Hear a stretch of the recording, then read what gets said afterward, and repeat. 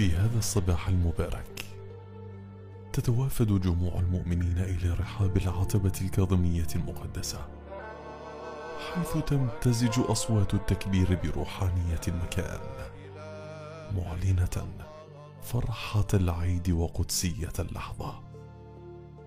هنا تحت قبة الإمامين الكاظمين عليهما السلام تصطف الصفوف وتتحدد القلوب لترفع الأكف بالدعاء، متضرعة إلى الله بظهور الإمام الحجة صاحب العصر والزمان، عجل الله تعالى فرجه الشريف، ليملأ الأرض قسطا وعدلا كما ملئت ظلما وجورا.